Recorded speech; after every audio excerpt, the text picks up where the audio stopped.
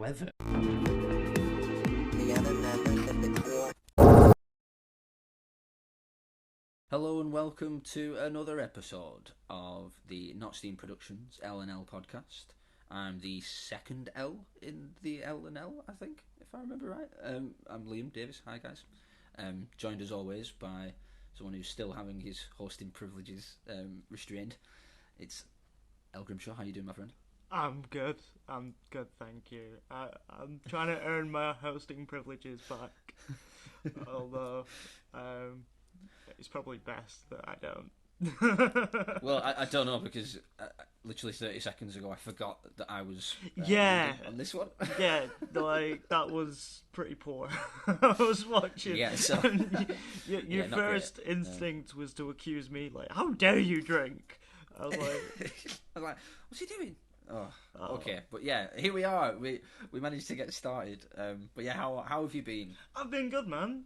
I've been good. We had a recent D&D session, which was fun. We did. That was fun.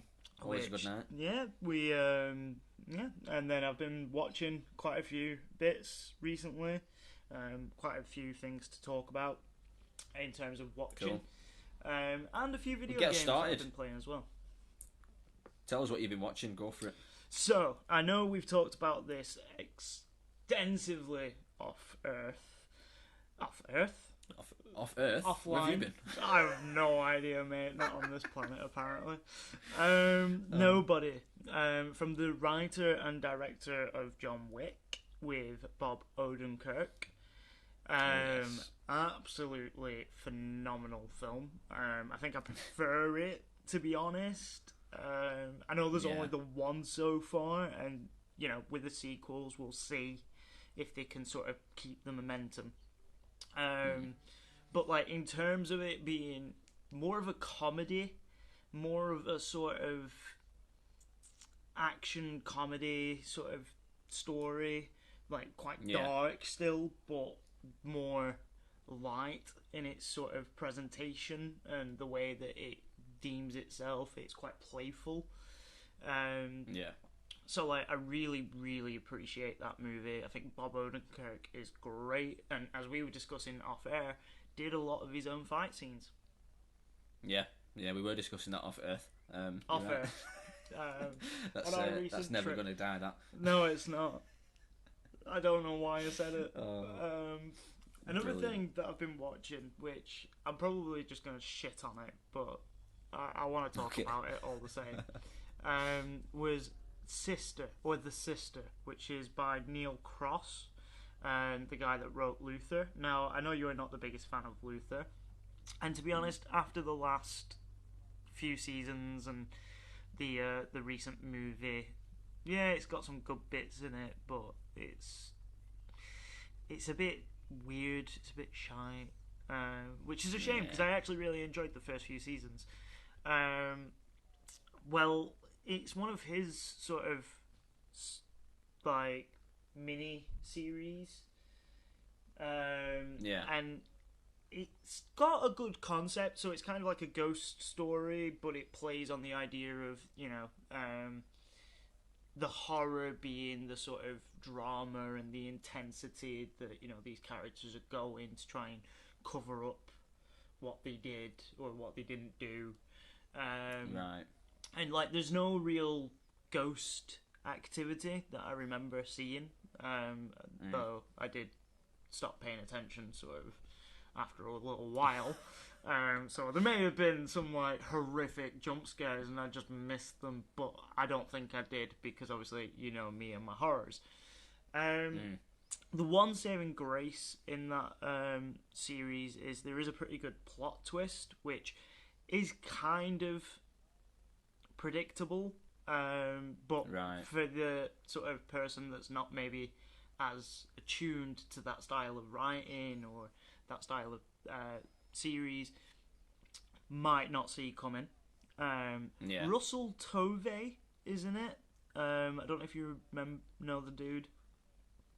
Rings a bell. So he was Yeah, the I'm not sure. werewolf in Being Human. Yes, I think yeah. Really good actor. I think he's genuinely, Yeah. most things I've seen him in, he's been great. He's actually really good, and I would say he's probably the best thing about this series. Like, he's quite genuinely pleasant to watch, you know? Like, you see his emotions, which, you know, for an actor is kind of what you want to see. Well, yeah. And then, lastly, in terms of watching, I just want to quickly double check. Oh, we've rewatched The Good Place. I think I've spoken about it many a time. Yeah, it's a good watch. It's such a good series. I really like it.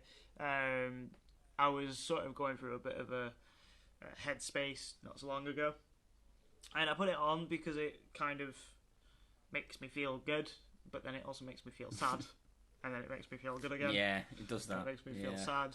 And it's basically just like an emotional roller coaster all the way through.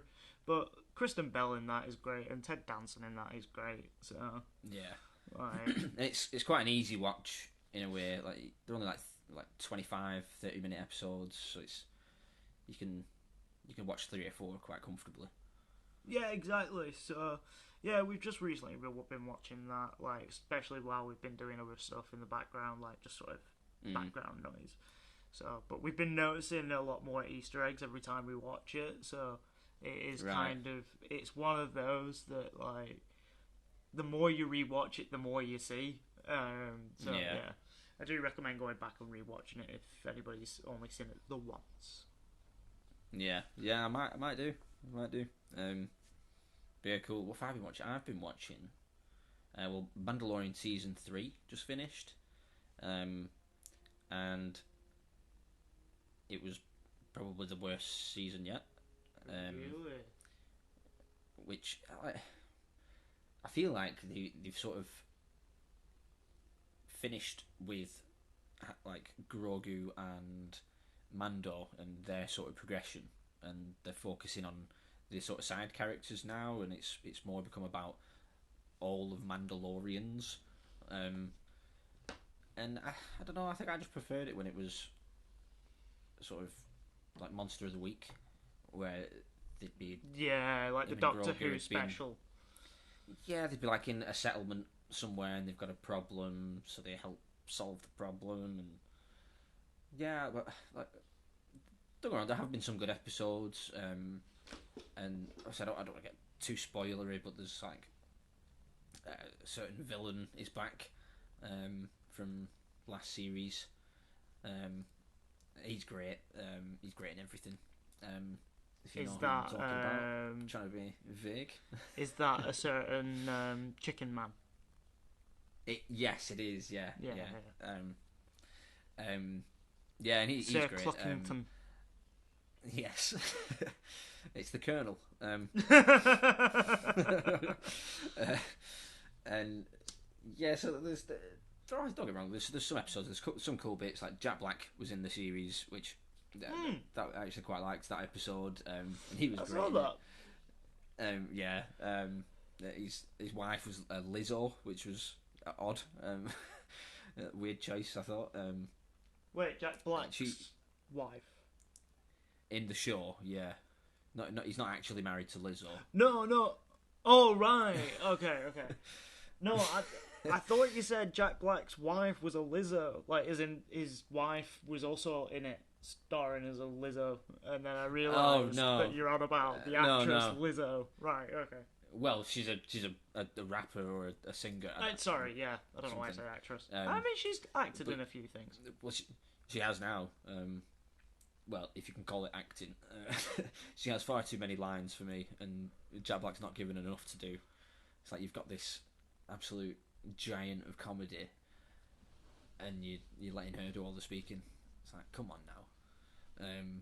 But yeah, there's good bits. Like, the only spoiler I'll do is I'll tell you that Grogu gets a mech, and I'm here for that all day. I just hope they sort of progress it a little bit more in the next season. Wait, so when you say Grogu gets a mech, are we talking like he's like the same height as everyone else? Yes. No. He's like walking along next to them. It's oh my God. yeah. Is he some of it like feels like an adorable version of Darth? What was he called? General Grievous. well, sort of, yeah. Like um, some of it does feel like it's literally just something so that they can have him in the shots with everyone else without having to like pan down to him or cut across to him. It's just like he stood next to like Mando now. Sometimes it does feel like that, but it does lend to some quite funny moments as well. So it's I'm here for it. I don't mind that it wasn't the best. And Still think of enjoyed the it. toys that they can sell. Yeah, well, It's yeah, all about the toys, especially now that Disney own absolutely. them. Well, yeah. Well, it was always about the toys anyway. Well, which we might get to at some point today. But yeah, in terms of watching, that's the only thing of note really.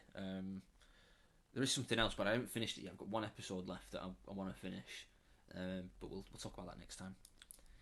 What have you been playing? What have I been playing? So, on the wrong one. This is great podcasting. Use your memory.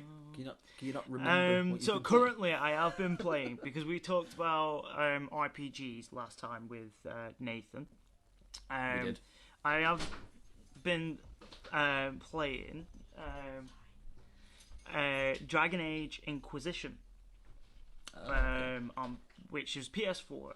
And I don't think it's a series we've ever actually talked about. Is Dragon Age?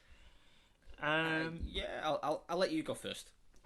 They're not great in terms of like they're not a scratch on Skyrim.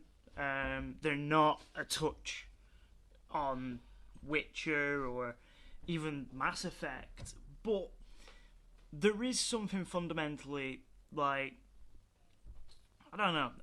There is something I enjoy about the series. Like I enjoy the sort of way that they've done things, the way that they've, tried to keep it within their sort of lane, and keep it sort of within their sort of realm, like the way that GTA and Red Dead Redemption feel the same.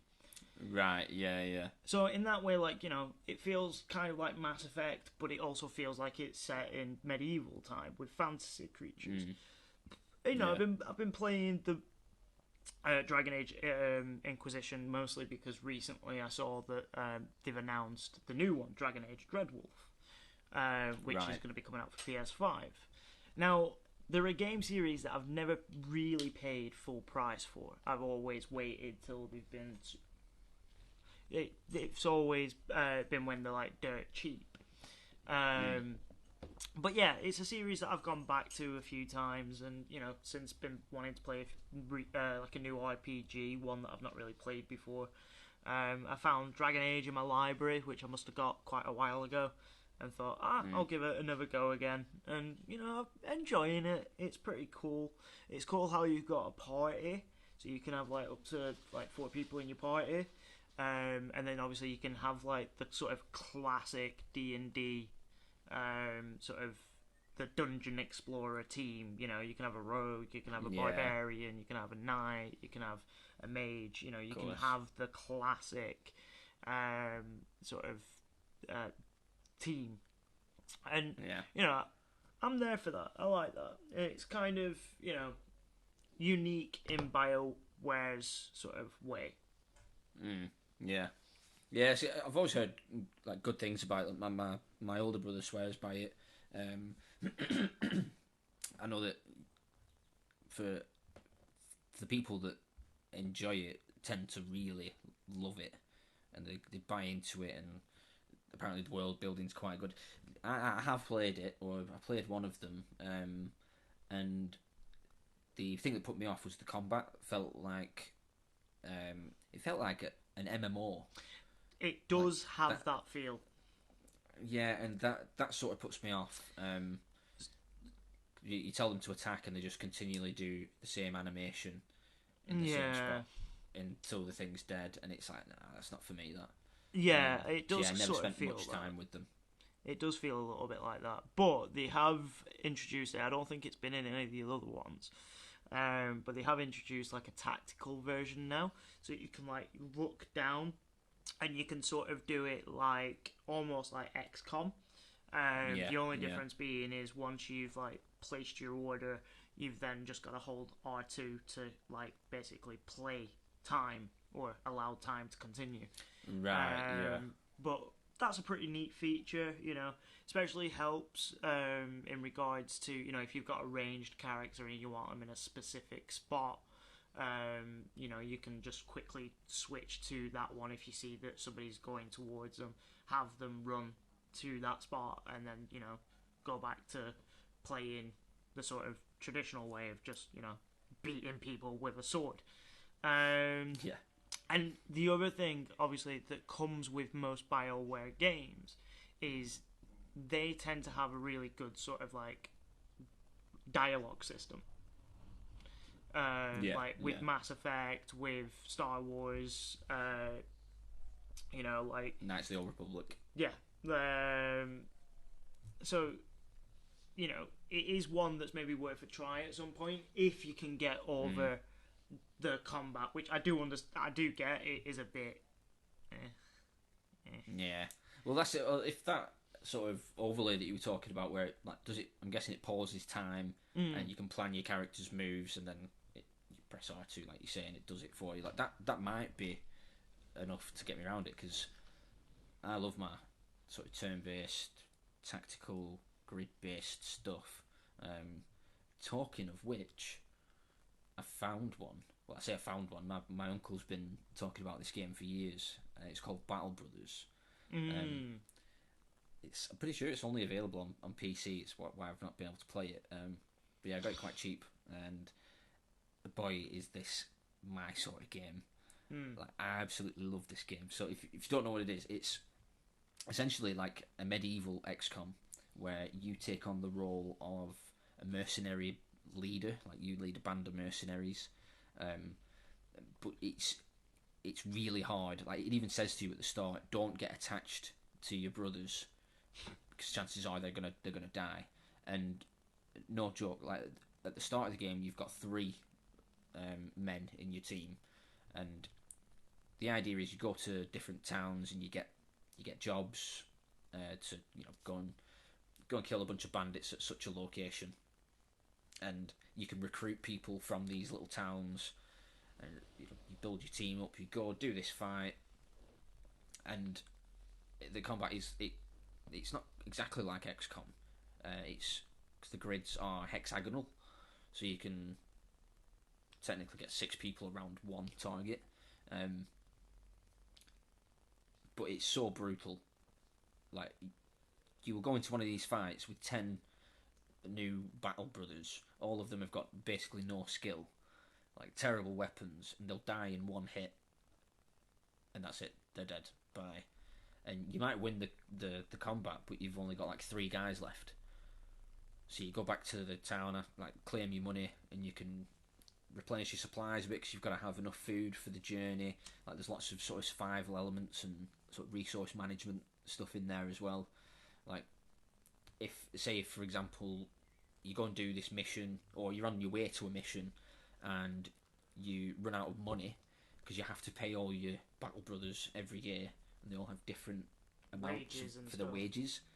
Yep. So every day, I think it's at noon, your money goes down by however much your wage bill is, and if you've got no money and you can't pay them, it'll still go down, so you'll be in debt to them, and basically their morale will go down, and if it goes down low enough, they'll just desert and leave you.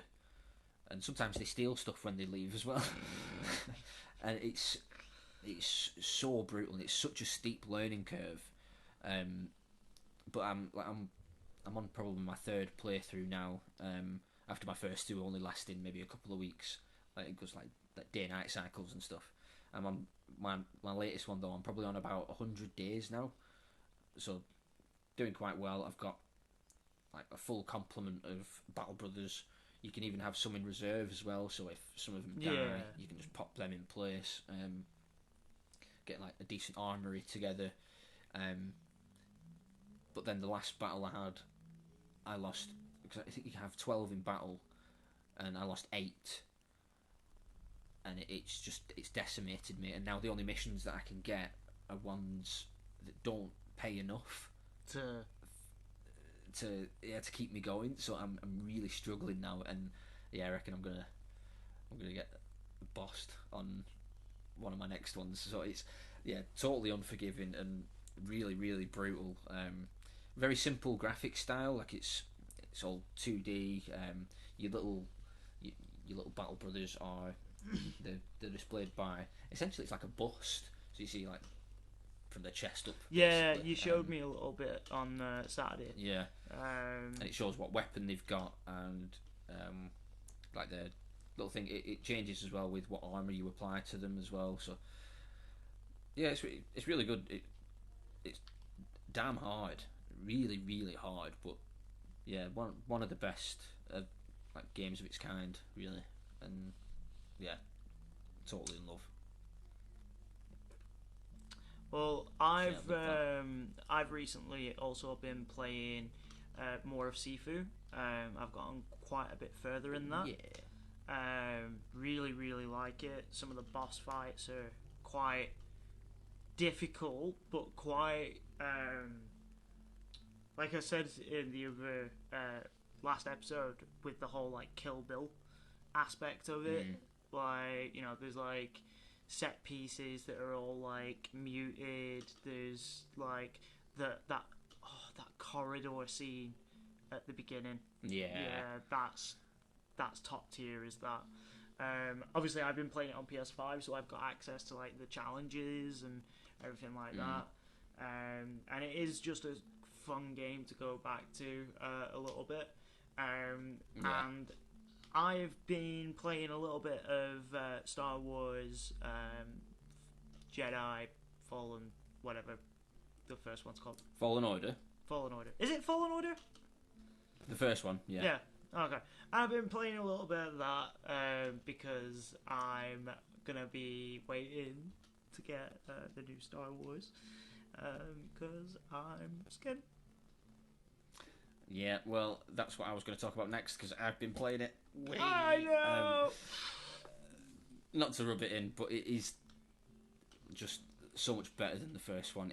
It took everything that's good about the first one, made it better, made it bigger. The customization options are mental now. Like, you'll be walking around somewhere, you find a chest, you'll open it, and you'll find a new haircut or a new beard. I'm like, this is so cool, and as well, you'll feel so represented because there's this like guy, and you can make him have like long ginger hair and a ginger goatee, so you'll be buzzing. Not ginger. I do have a ginger beard, though, so yeah, I'll that's let him true. have that. Yeah. Nothing against. Yeah, he looks great. Like I was playing it last night, and I've just found the mullet. So I've got a mullet on. You actually get an achievement called Roadhouse for drop kicking someone while wearing a mullet, which I absolutely loved. There's so many little things like that as well. Like, do you remember in how far have you ever finished the first one? Yeah, I completed it. Right, yeah. So you get the double jump towards the end. Yeah, which is really fucking annoying. Yeah, it is. Well, first in the new one, you have all of your abilities that you had at the end of the last one, so you already feel like a badass. The opening is, I would say, it's better and worse than the opening of the first game. I'm not going to give anything away, but like the planet that it's on in the new one, that opening is so much like the setting is more interesting. But I think the whole train sequence and stuff from the first one, I think that trumps it slightly. But you have to tell me what you think when you've played that. But yeah, so just touching on the double jump quickly, just an example of like one of the nice touches that they've put in. It's like if you're climbing up somewhere and you have to do the double jump to get up, like it would sort of frame out on the last one, because you'd be halfway through a flip, but you'd be ready to land. So then you just like quickly like does a half flip, like, and it sort of breaks the immersion slightly. On this, they have it so that if he's not quite flipped over, he'll land on his back and do a little roll, and then carry on running.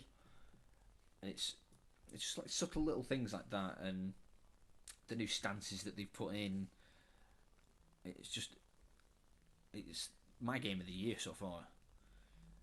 I feel like you keep saying that. So good. Yeah, I probably do, but I feel like you're very needs generous to be with said. your game of the year. Well, it's true up until there's a new game of my year. So, things just keep trumping them. It's been a good year for games. To be fair, it does look like it is going to be a very good year for games. But yeah, I don't want to go too much into it. Obviously, you've not played it, but I do. yeah, I do question a little bit the like with the whole like being able to like change your appearance so much. Like, I am interested to see how much bigger it is, and having gone back to, which is part of the reason why, because you have also told me about how you've been playing this off air and stuff. You were talking about it on Saturday, so I did play a little bit of the last one to sort of be able to sort of like say like, from the first one, you can maybe tell me.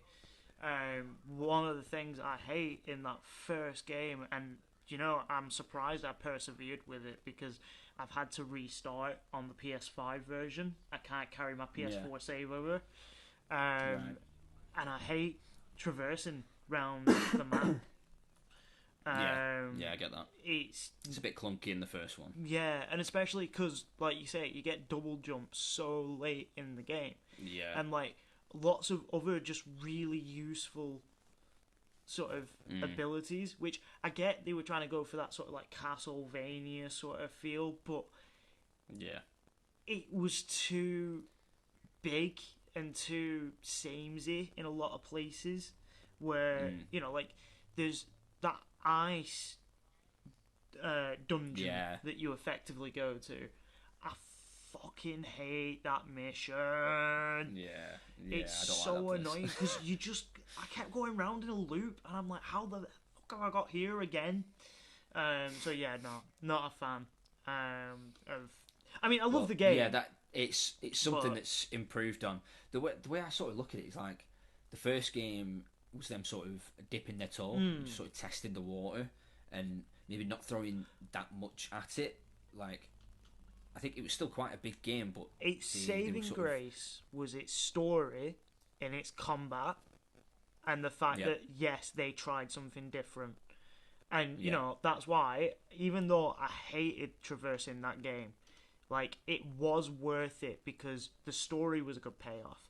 The game, the combat's fun. Like, it's quite like once you get the knack of it, it's brilliant. Like, you feel like you're having an actual lightsaber fight.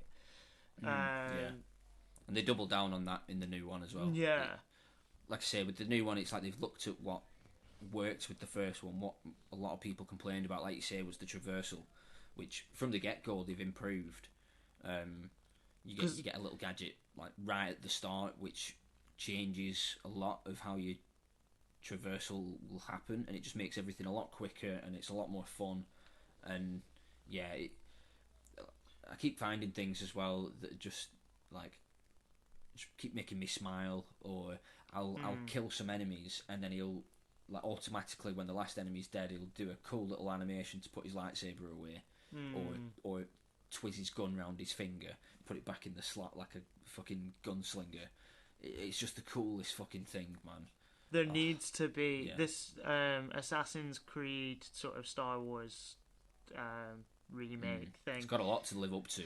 It has got a lot to live up to, but I am kind of hoping that they make it a bit of an RPG. It's not a remake. It's a remake. You know what I mean? It's a you know what I mean. Brand new game, but yeah. Well, it's Ubisoft, so I think it'll have RPG elements like their Assassin's Creed does. Like upgradable weapons and a stupidly massive skill tree. And I just want a Star Wars game where you can sort of build your own character. Like, you don't have to just be a Jedi. You don't just have to be a bounty hunter. Yeah. I want something where, I can, like, maybe go, like, be somebody that, like, a bounty hunter that happens to be good with a lightsaber. or you know, a Jedi that uses pistols. You know, Mm. like I like the Well, why don't we move on into our next section? Because I've already spoken about two Jedi, two Star Wars things. You've spoken about Star Wars thing.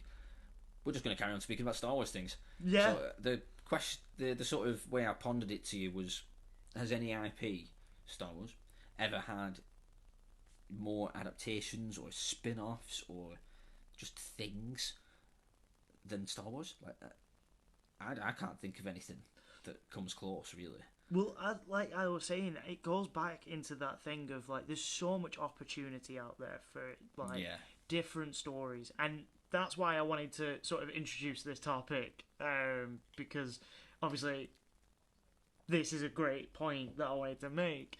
The best thing that I find with Star Wars as a general rule now in the sort of like universe that they're creating with like the sort of stuff outside of the main movies is when they don't focus on all the operatics of the Jedi and the Sith and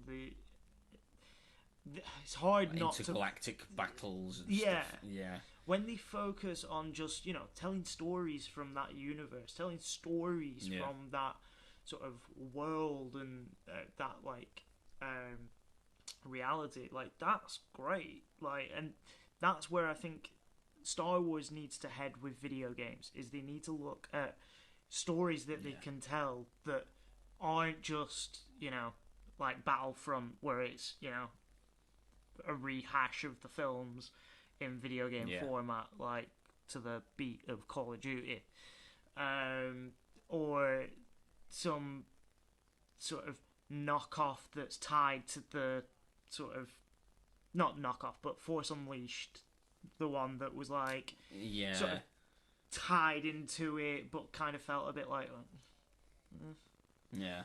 Like I remember like some of the behind the scenes thing for that, like the creators basically said to George Lucas, they said, so could Vader have had a secret apprentice? And he sat there for a minute rubbing his chin. He goes, sure, why not? I'm like, okay. And then, yeah, they made that game, which in a way Jedi Survivor, or you know, Fallen Order, is kind of a spiritual successor to yeah, sort of a they weren't sort of a terrible modern games. take. They No, they weren't- weren't. They were like the sort of kind of like God of War at the time. They Yeah. were sort of similar, like slasher type games, you know. And then they both sort of matured around the same time, because I'm pretty sure Fallen Order came out around similar time to the 2018 God of War. Yeah, and they're both sort of like obviously the same IP but maturing and yeah. been a little bit more challenging. Both being inspired by Souls as well, which it's crazy, really. How a Can't little knock niche the Soulsborne like that. series. Yeah, but it shows as well that the people that are making the games over there know what they're doing. You know what I mean? They're fans of the games, and they sort of taking inspiration from the right places, and yeah, I feel like they've expanded on that. Yeah, something I wanted to talk about with this was how, basically back in like the 90s and noughties, was it called Lucas Arts or Lucas Yep. Games? LucasArts. Yeah, LucasArts, and they were like sort of an independent like video game studio with the backing of George Lucas. It was like he had all this power to be like, yeah, let's make a shitload of Star Wars games and flesh it all out and make a lot of money. And yeah, there were some great ones. I've made a quick note of some of the games and how they could touch on any. I need to verify this, but I'm pretty certain that LucasArts also were part of the team that went on to become Pixar. Oh yeah, no, some of them were. Yeah, some of the like animation team apparently. Yeah, and they didn't just do Star Wars games. No, they did a lot. They did Monkey Island. Yeah, Monkey Island games. Yeah, They did. they were encouraged apparently to do other things. But if they wanted to, they could do a Star Wars thing. And they Yeah, did some that came to my mind.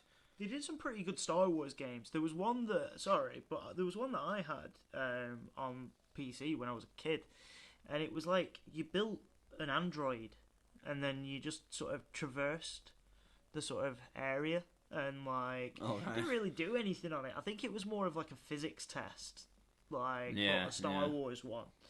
And yeah, it was just a fun little like you could put like C3PO's legs, but then have like R2D2's like body and Yeah. head, like sort of walk around with like a sort of bin on legs.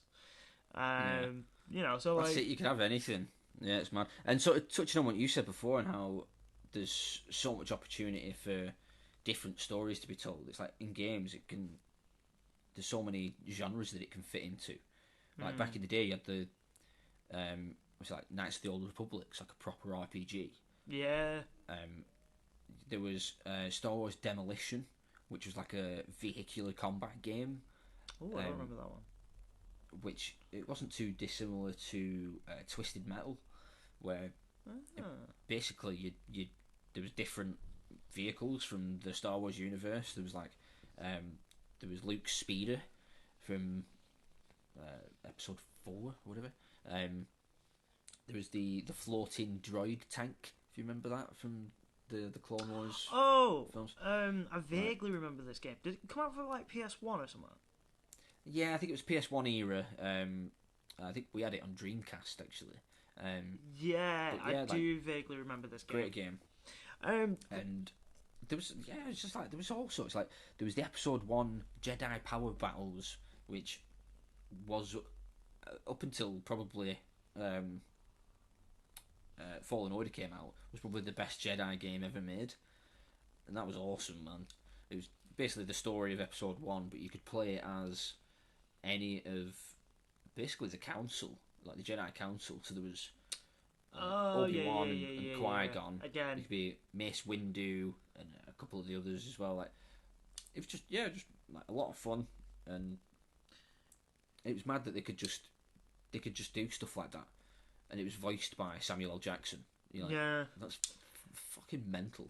I know we've shot on sort of like video game movie sort of adaptions or adaptation movie movie adapt. You know what I'm trying to say. But do you remember Revenge of the Sith for PS2 and original Xbox? That wasn't bad actually. That was actually a pretty good. really good game. Yeah. And like it allowed you to like it also had like a Tekken version, Soul Calibur style Yeah. fighting Yeah. bit on the side, which was absolutely great. Yeah. And so yeah, that was pretty good. I mean, to be fair, there have been some absolute stellar Star Wars games. Hey. Um, They have, but on the flip side, I think there's been A lot of probably trash. probably as many trash titles. Yeah, yeah. It's like you could have anything like flying sims. Like, what's it called? The original was like the Rogue Squadron games back in the day. They were class. I think the new one's called something like Star Wars Squadrons or something like that. And it's I like think it is. I think dogfight it is in Squadrons. space. Yeah, basically, yeah. Yeah, It's not and fun. They're a lot of fun as well. It Oh no, depends. I disagree. It makes If me you're feel in- sick. Well, yeah, there you go. Yeah, if you can play them in VR, I'd love to play that in VR. No.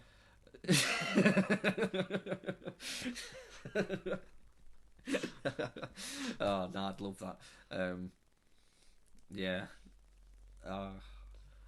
I think Yeah, but sort of- what makes Star Go on. Wars though, like, because obviously we're recording this the day before May the 4th, so May the 4th be with you.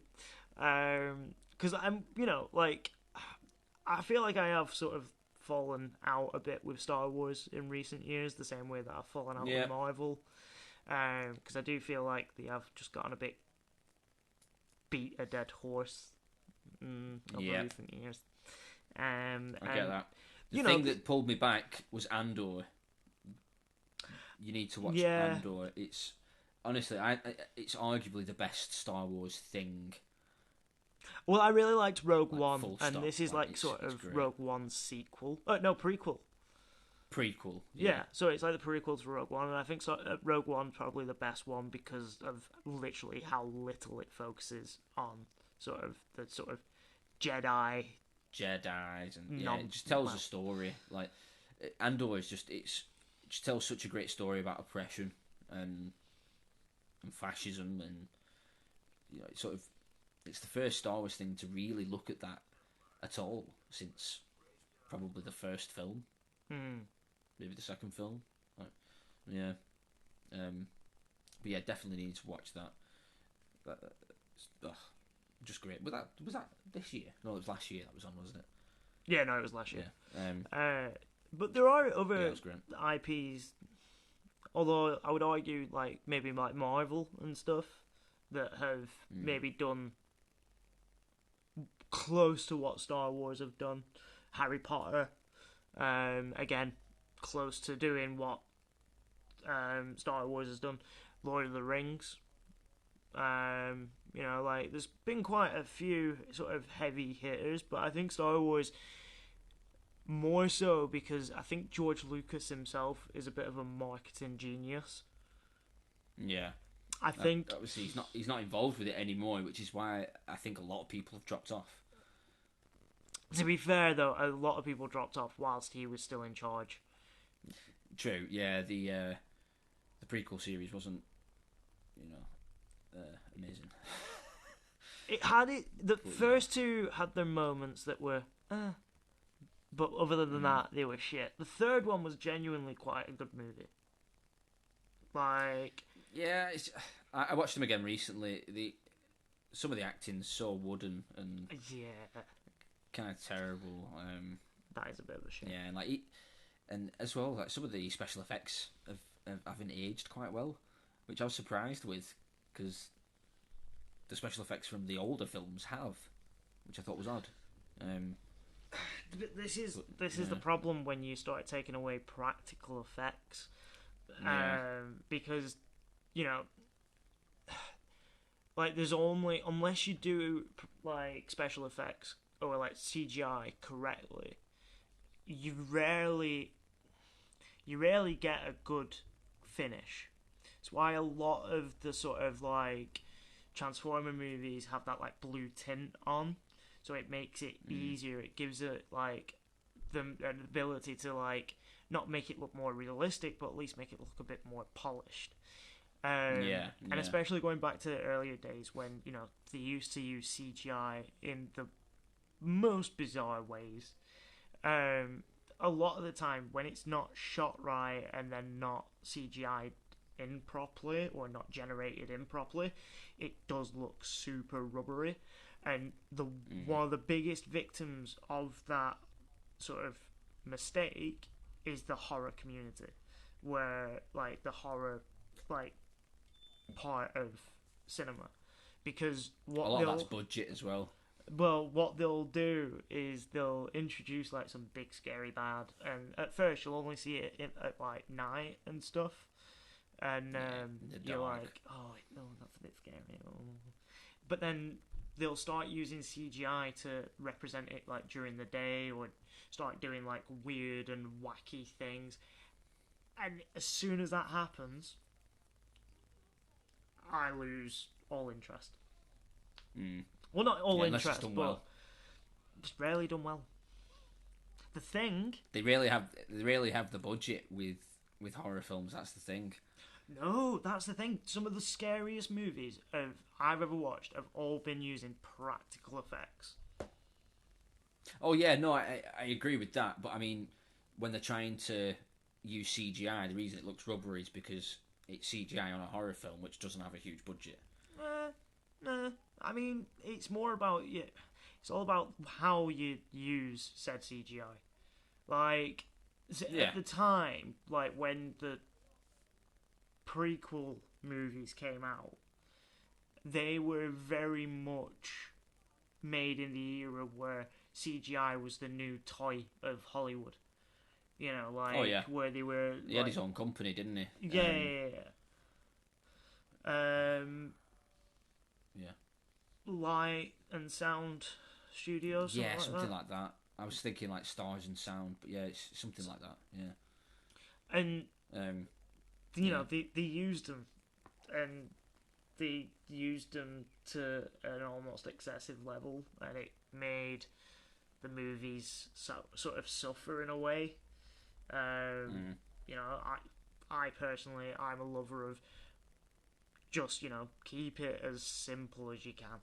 Like the old ones Yeah. were great because, you know, a lot of them were like puppets and, you know, camera tricks, and yeah, they were a lot more hard work, but look at how well they were crafted. You know, they inspired an entire franchise. Yeah, and to be fair to them, in the newer stuff, they do try and do as They much have practical gone stuff back. as they can. They have gone back. Like if you look at Grogu's a great example. Like he's very very rarely CGI'd. Like I've seen a thing with Pedro Pascal. They're saying that basically there's two of him. So there's one for all the close-ups, which has all the Animatronic. that makes his eyebrows move and all that shit. But there's like another one that it'll be like the one that he carries round, and that still has animatronic, still moves and stuff. It's just the facial stuff isn't as like on point. The details. But yeah, they definitely have gone back. Like you can see it, and I think they have learnt their lessons with how, and obviously CGI has developed a lot since you know the early noughties. But like now when I watch it, other than the odd scene where it might just be a questionable use of it. Jar Jar Binks. Well, no, I mean That is a more questionable use of CGI, if ever there was one. Well, yeah. Just I think there are times now where they've used it and it's not too jarring.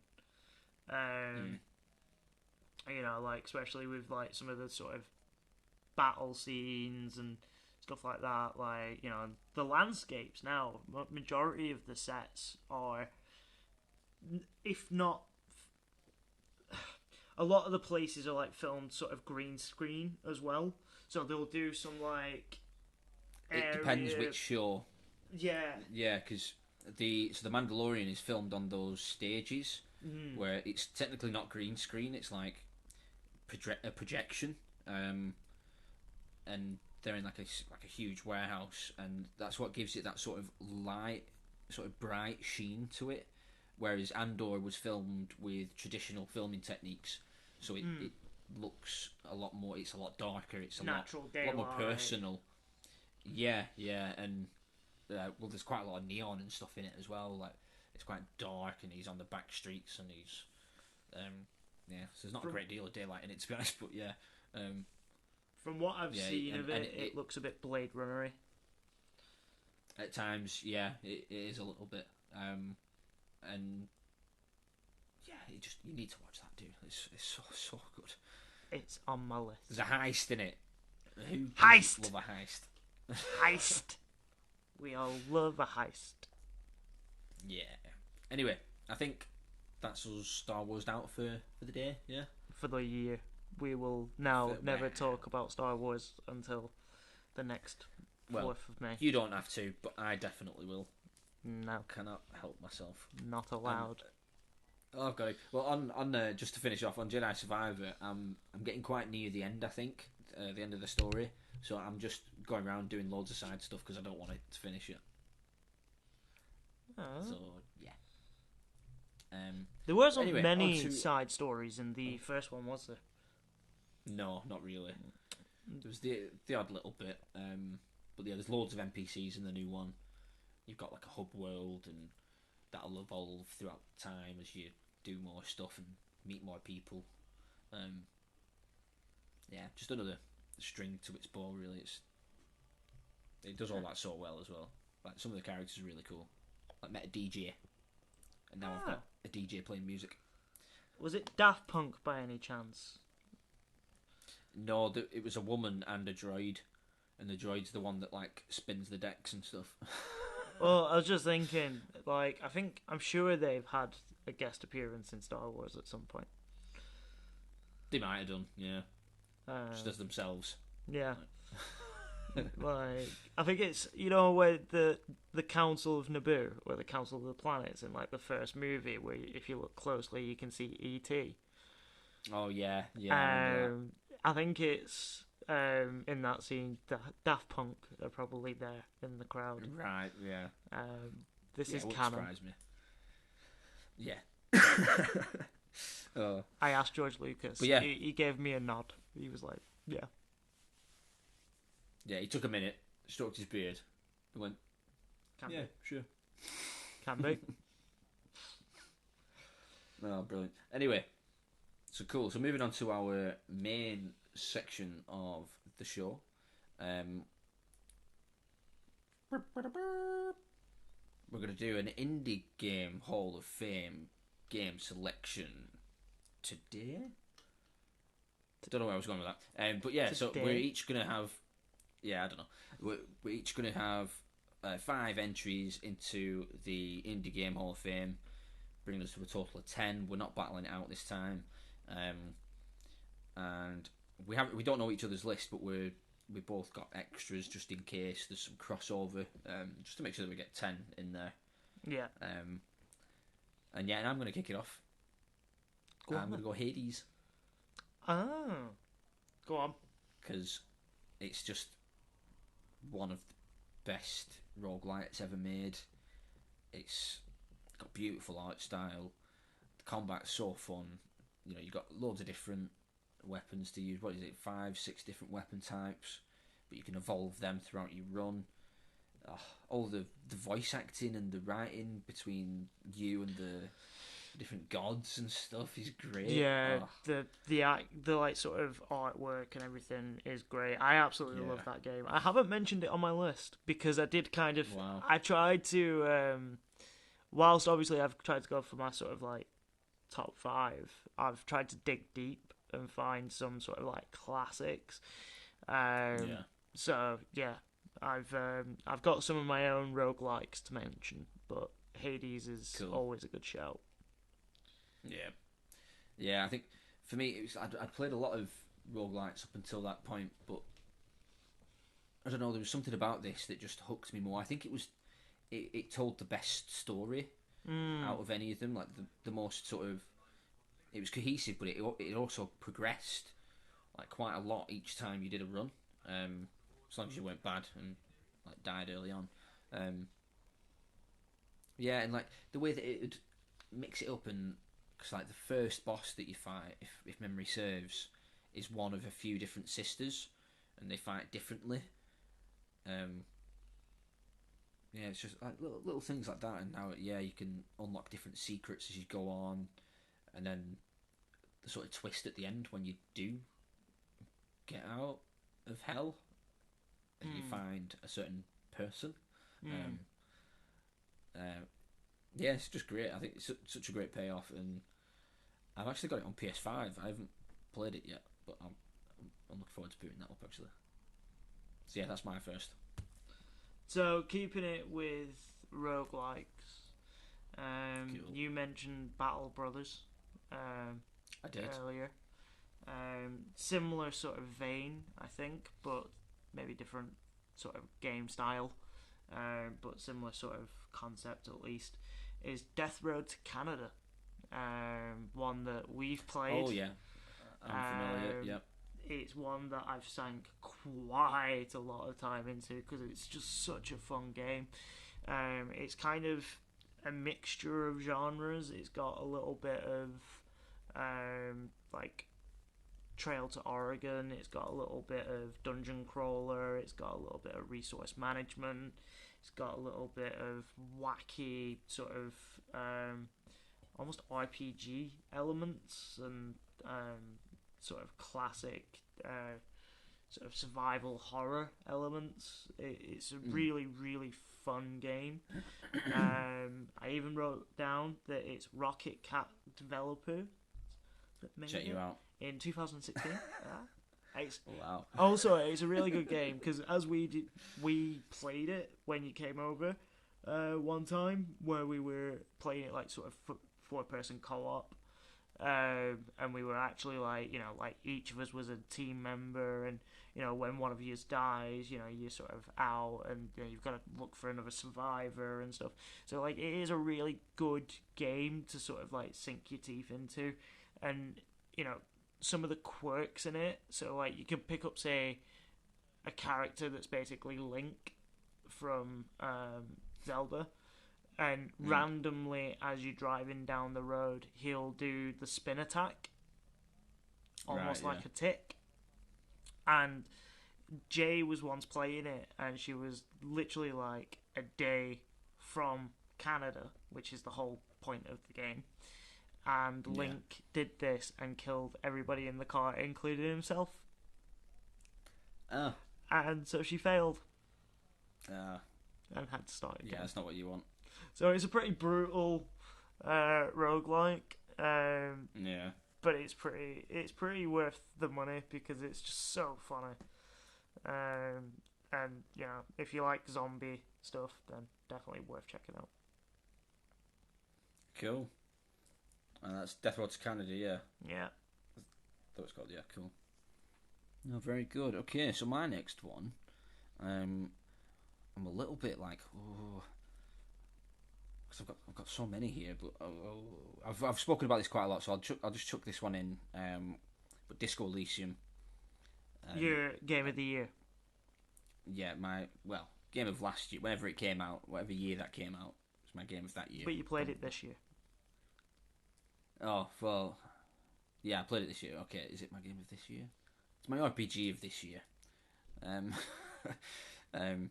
yeah, it's like beautiful art style, very, very simple. It's almost 2D, like self shaded, but like oil painting style. It's just gorgeous game. Some of the funniest dialogue and just sort of set pieces in a way that I've ever seen in a game.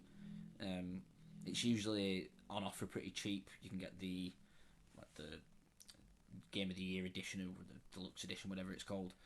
Usually pretty cheap, like £15, and yeah, it's just fantastic. I've said lots about it, and you should play it because you would love that shit. I will. It's on the list. Definitely. Is it my turn? It's in our Hall of Fame. It is. Wrong place for my notes. My next one is Hyper Light Drifter. So it was a game that I followed for quite some time.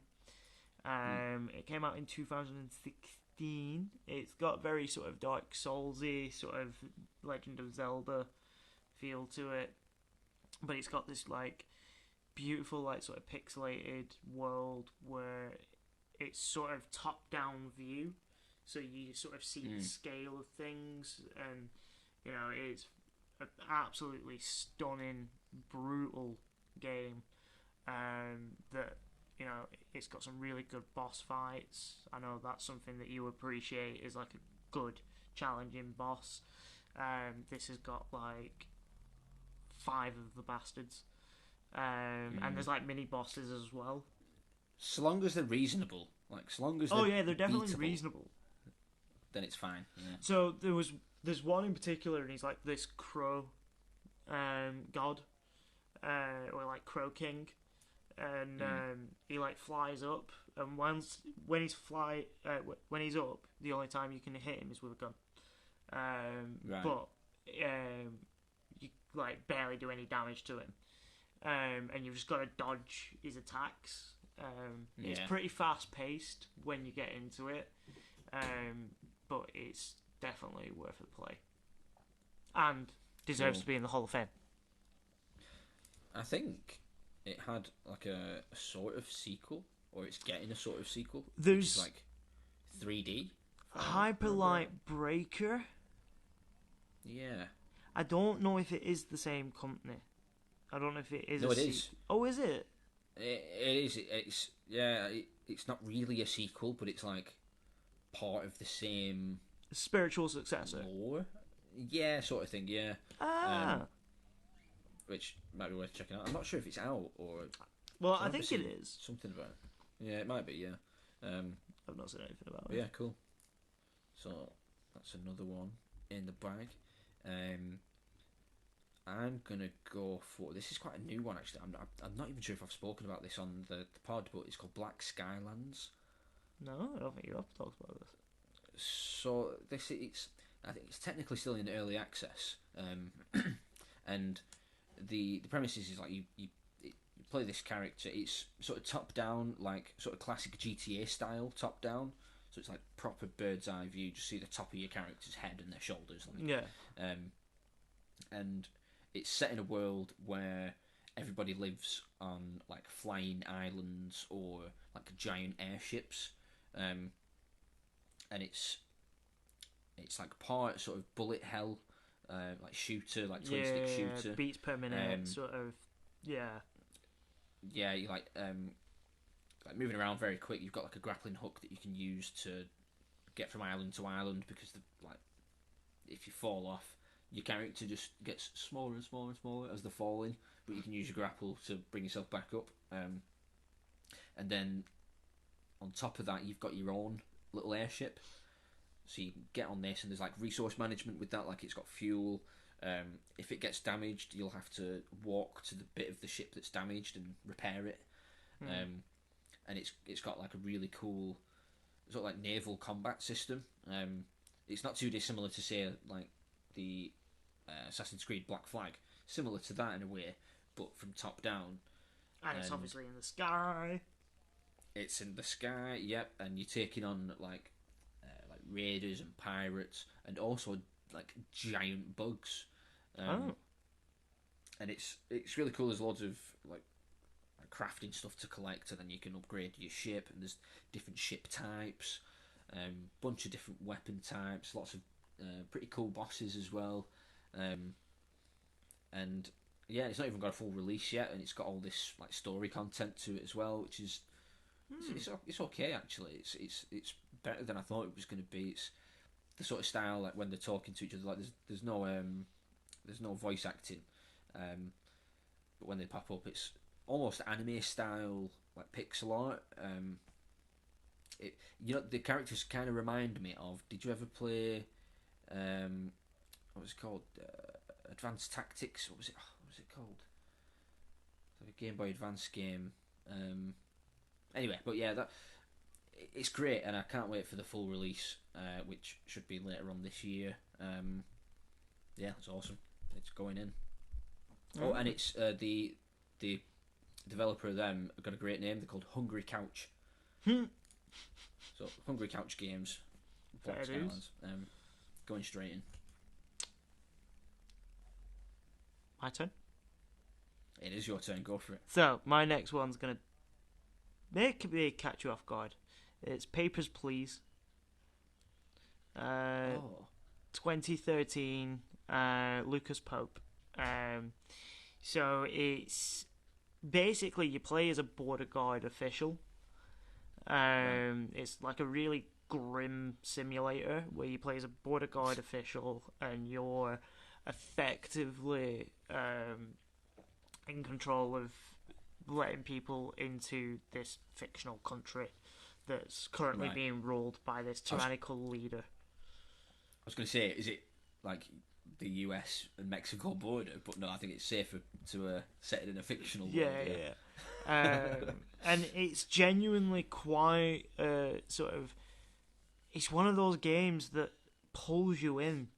It's quite short, like level-wise, and the story, in a sense. Basically, you've got to survive like so many months in this job, and depending on your actions, you get different outcomes dependent on sort of what criteria you set. And the gameplay is really simple.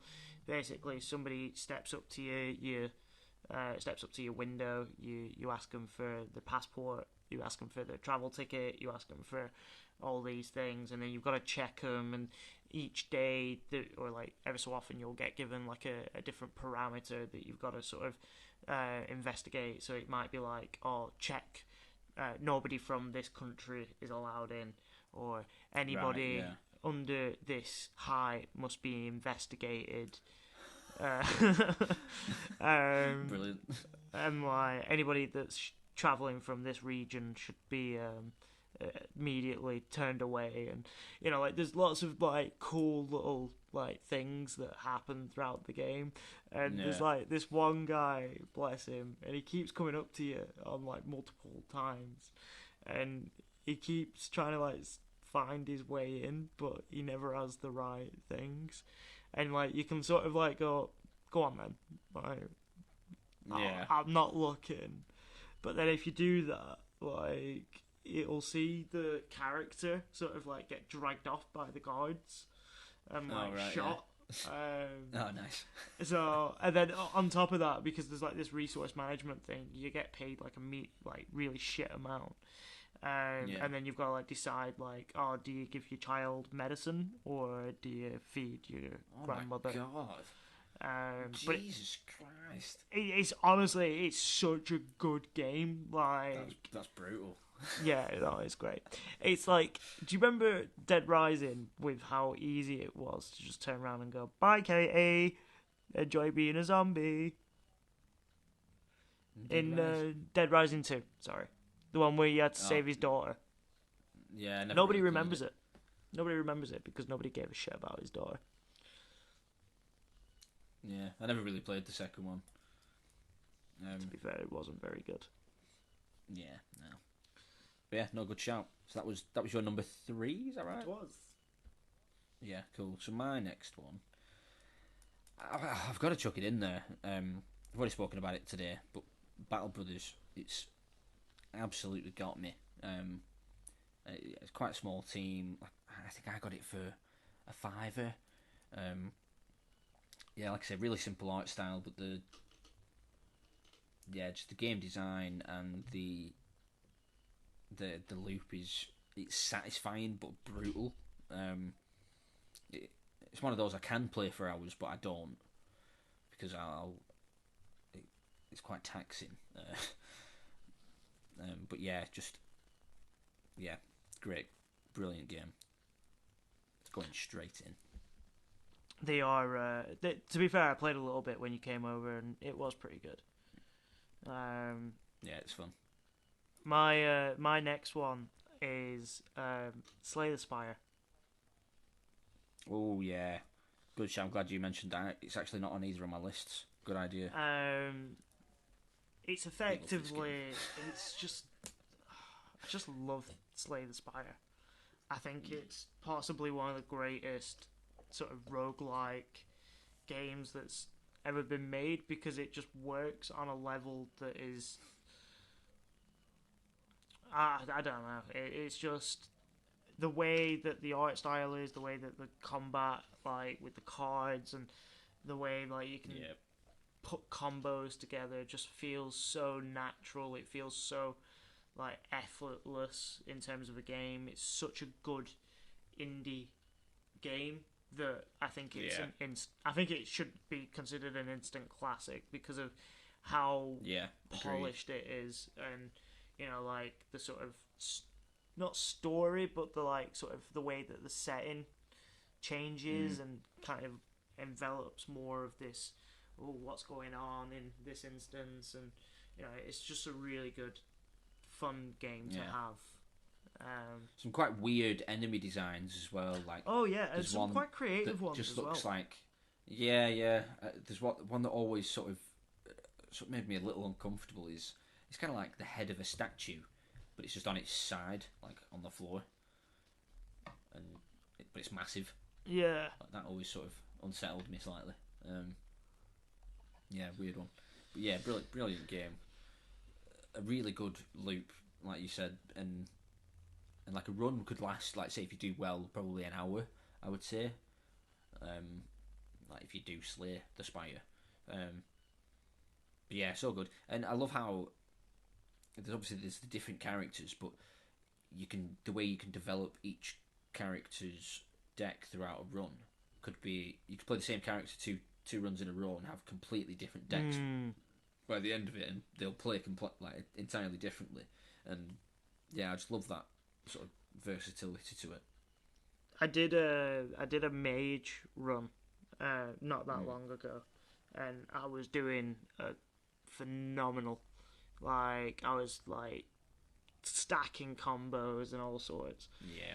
And then the thing is that game's brutal as well. It's quite Yeah, difficult. it is. And like basically I was like stacking like defense and stuff, and I was down to like my last hit point, and I'd managed to keep them at bay, but then I ran out of defense cards, and I was like 5 points away from a full defense, and I had one hit Yeah. point left. Oh, it was horrible. Yeah, it's tricky, man. Yeah, it's one of those as well. Like the second that if you make the wrong decision or if you play the wrong card, it can all come tumbling down, can't it? That's quite a steep learning curve as well, if I remember right. There wasn't a lot of sort of intro to it. Like, No. it talks you through how to do it, what everything means to a certain degree, and then it's like off you go. Well, I suppose the cards sort of do it for you.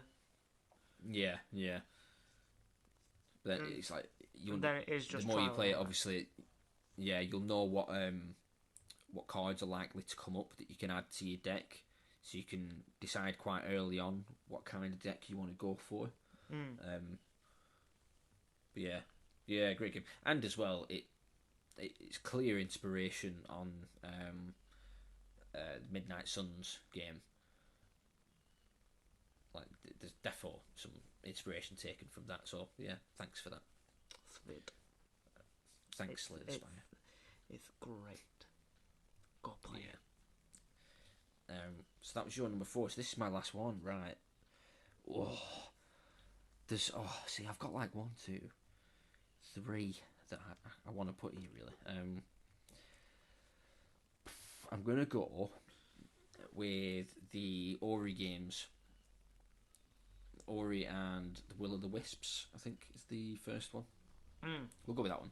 That's the more interesting one. Yeah, gorgeous little games. Like, it's almost like lots of neon, but jungle neon. Yeah, I don't know if that's a I've thing, seen it. but It looks amazing. yeah, and it's one of the most beautiful games, and it plays brilliantly. Like your little guy, I think he's Ori. He has this power to basically use anything to spring himself forward, and he'll fire whatever he's springing off in the opposite direction. So, say if like an enemy shoots a fireball at you, you can essentially catapult off that fireball, give yourself an extra boost, and use the fireball to maybe hit something or like an enemy or what have you. And it means that there are these. There's not even really bosses in the first one because there's not really any combat. Like the combat is sort of passive. Like Yeah, it's more like I puzzle. mentioned there. Yeah, in a way. And the bosses are more like chase sequences, which have you doing these really fast, like it's just so fun. Yeah, these sequences where you're going all up and down, and you've got to get things right. Like that's a really unforgiving game. One of the things that makes it so unforgiving is the save system on the first game, where basically you had to make your own checkpoint, and it would cost you like a bit of like essence, I think they called it. But like people would forget to do a checkpoint for ages. They'll die and they'll lose a shit ton of progress. So I think a lot of people fell off. But it's like as long as you remember to do that. Yeah. Look, same with it's most quite cool. Dark Souls games. That they have the sort of mechanic in place that if you're smart, you don't lose a lot of souls. But if you're like me, who constantly forgets to rest at bonfires, I'll do like quarter of a run and then forget and then end up getting killed and having to start it all again. But that's when I'm trying to do like a sort of like speedier run. I'm not going to say speed run because they're not that speedy, but it's Faster run. speeder. It's a light jog of a run. Nice. But yeah, no, the art games that I want to check out, the artwork on them looks absolutely beautiful. I they're gorgeous. really And like the look of them. to be fair, the second one, like I say, it's arguably not as interesting because they got rid of that like making your own checkpoint thing. It's more traditional. In that like there's proper combat and you unlock different moves and stuff. Which don't know. The second one's still a good game. It's just a different experience. But the story in the second one had me sobbing. So, and to be fair, the first one's really sad as well. But yeah, there's no dialogue either. It's all told visually, and it's beautiful. Oh. Beautiful games. Well, mine's So yeah, that's my fifth. my fifth one is Go for it. bit off topic. Well, no, not off topic, off brand. To something that made you cry because of how heartwarming it probably was. Because I've gone for Broforce. Oh, nice. Don't know if you've played it. It's such a fun little like side shooter, like classic arcade style. Do you remember like the old ones where it was like you insert a life and you had to like sort of see how far you could get in the story and stuff? Yeah. Streets of Rage, but with guns. Yeah. Well, Broforce is basically the same thing, but basically each character is like a iconic action hero figure. Yeah. Something Like along Rambo those lines. or- Yeah. Oh, no, Yeah, Rambro. Yeah, of course, yeah. Licensing reasons. Yeah. Blade Bro. Indiana Bro. Right, yeah. Robo- Indiana Bronze, it should be. Robro Cop. I think it is. Robocop, yeah, that works. Robro yeah. Cop. The Brominator. Of course. But they each have like their own like special moves and stuff, and they're like, you know, like the level ups that you get in sort of like bullet, what's it called? Bullet hell games where you pick up like and it'll like shoot two, whether you'll get one that shoots four. Yeah. That's basically what these games are like. So yeah, they're really it is really fun. And you fight the devil. You fight the devil. You fight Evil Inc. And it is a challenging game at first because like you're sort of constantly trying to get used to like different gameplay styles, like different abilities and stuff. But then once you sort of get like a good run of characters, you're able to from that just breeze through it, and it is such a fun game. Cool. Yeah, I think I did play it at yours once. Yeah, it did feel like one that maybe you need to put more time on. Well, that was fun. I think we're going to have to do that again because as we've been going through it, I've thought of more that really should be in here. But, you know, it's our Hall of Fame. We can put as many games in there as we want, really. So yeah, we can have... I think we will revisit this. Indeed we can. And am I moving on to my... Yes, we'll go on to Elle's story time now. Which, speaking of putting games in a hidden location, my story this week is, do you remember the E.T. Atari game? I don't think we've discussed this on the pod. The E.T. Atari game? Yep. I haven't played it. It does ring a bell. Like I can see the side-scrolly thing in my head, but yeah, go on. It more or less bankrupted the gaming industry. Oh. So, for a long time, there was this rumour circulating around the internet and forums and stuff like that of how Atari basically dumped millions of copies of this E.T. Game that was launched for the Atari whatever console it was at the time. Nobody ever confirmed it. Nobody ever denied it. It was just kind of like, oh, it's just a urban legend. It's not true. Yeah. However, in 2014, a documentary was made where a guy was like, I swear down, I read it in like a newspaper that, you know, Atari had basically crashed the gaming industry, and had basically buried their abomination in the desert in the hopes that it might one day never come back to haunt them. But as Geralt would tell you, things that get buried in the desert Don't stay buried, because in 2014 it was proven that there are actually a million, however many copies of this ET game that was an absolute clusterfuck from start to finish. So basically, they wanted to release it because ET was the big movie at the time, and they wanted to release it sort of with the release of the recent Atari, sort of in time for Christmas.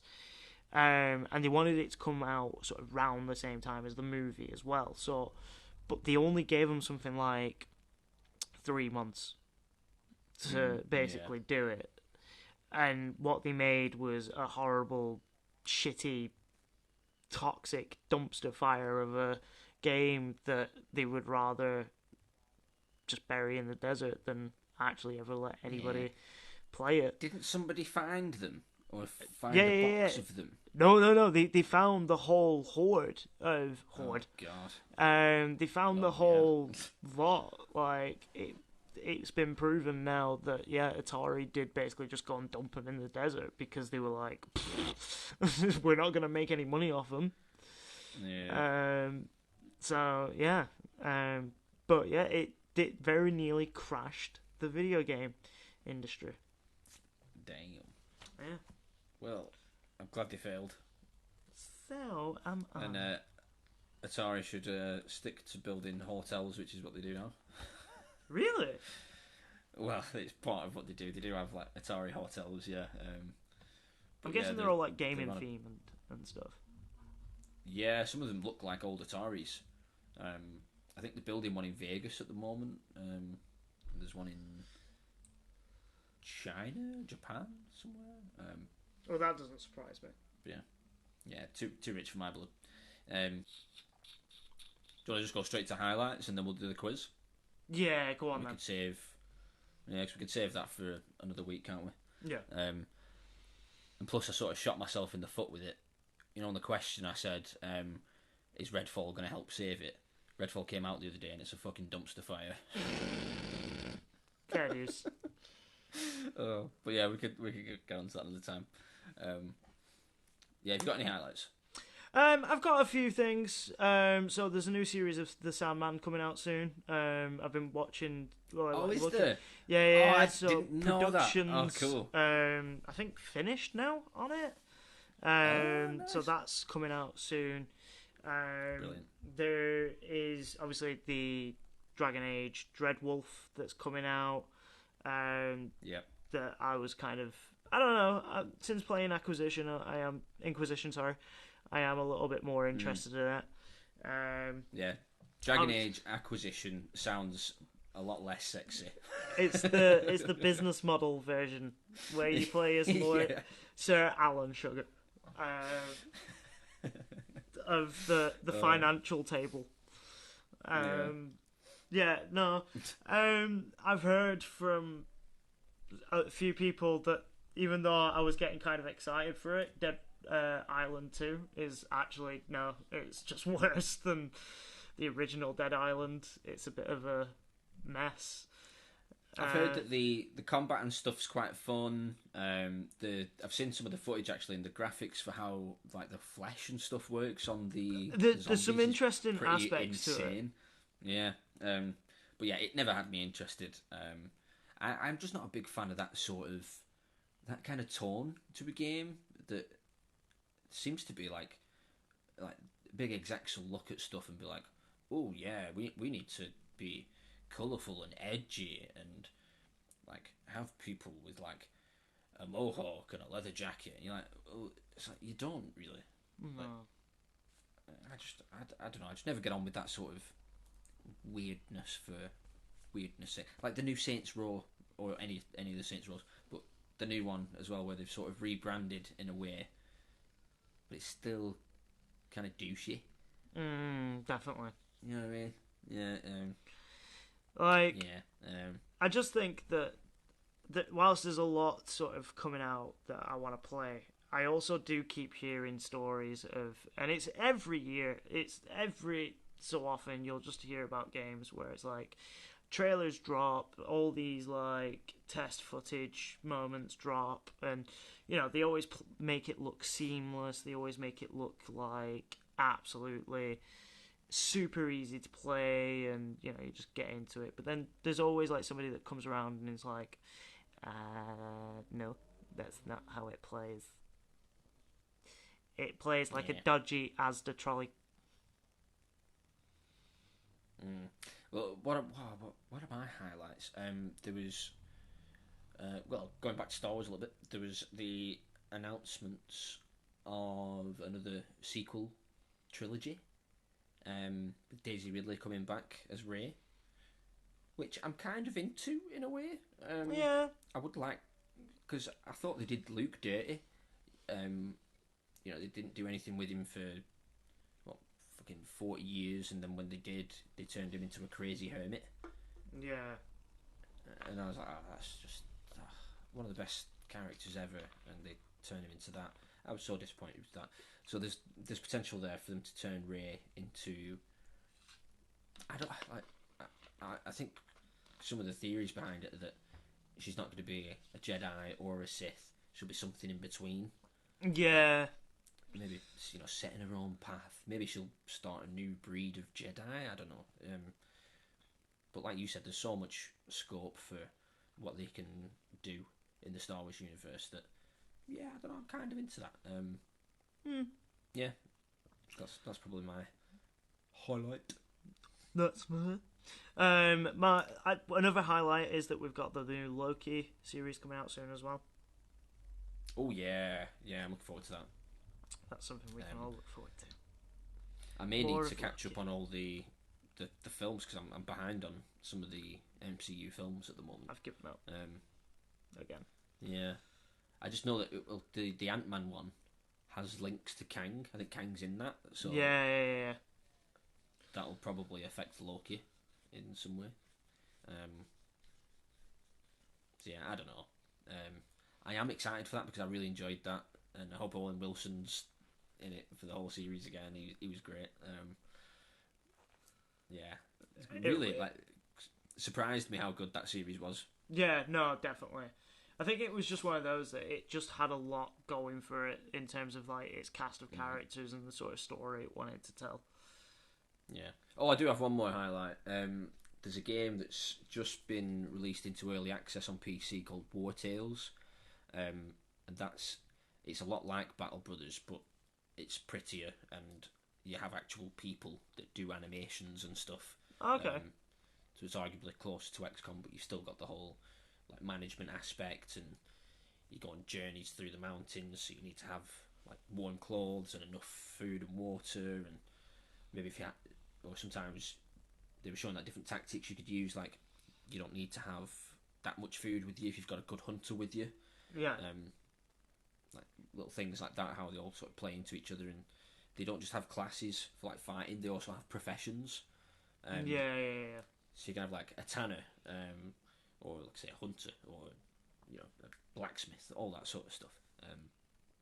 You sort of build up your troop and get bigger and bigger and take on stuff, and so I'll probably treat myself to that next month. I think it's only £30, and it's one of those you'll keep getting expanded on and built up. So yeah, that looks good. Cool. Yeah, well, cool. Yeah, that's our highlights. And moving on to our final section, we're going to have our quiz. Drum roll. Mixing it up this week. See if you can tell why I've done it this way. So I've got a character in mind, as always. Mm-hmm. You have to tell me who this character is. Instead of me giving you clues this week, we're going to have a good old-fashioned game of 20 questions. Oh, so I've just got to ask you. You've got to ask me yes or no questions, and I will answer yes or no. Okay, is it and you've got... Is it somebody from the Star Wars universe? Yes. Oh man, you shot myself in the foot. Yeah, you shouldn't have said there's a theme. Let's see how quickly I can get this. Are they on the light side or dark side? Yes. Oh shit. That's 2 questions. So they're not neutral. Yes, that was another question. Do they have a lightsaber? Yes.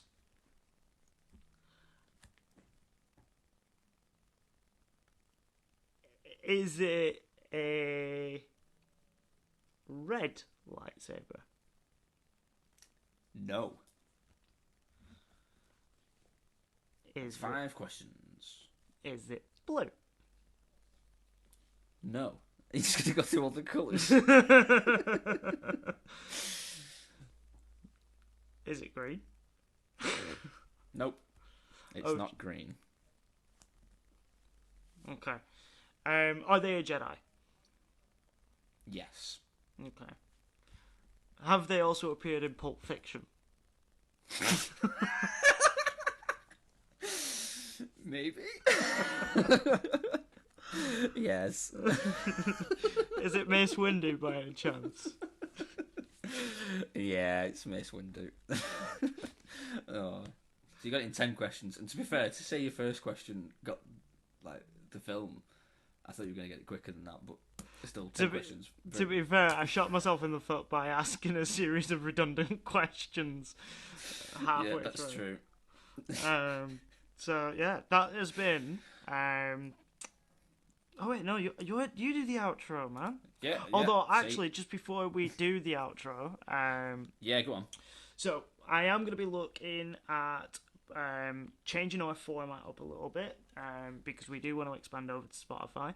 And in doing so, we may potentially stop doing the actual uploads here onto YouTube. So we potentially might be doing something in place of that, sort of like a bit of a highlight and stuff like that. But we are going to be focusing on potentially introducing it onto a podcasting actual forum. So we will obviously keep details in below to any of those that do actively listen to us. But other than that, like I say, thank you very much for the listens. But we are going to be moving on into better, greener pastures before we eventually get taken out to the pasture.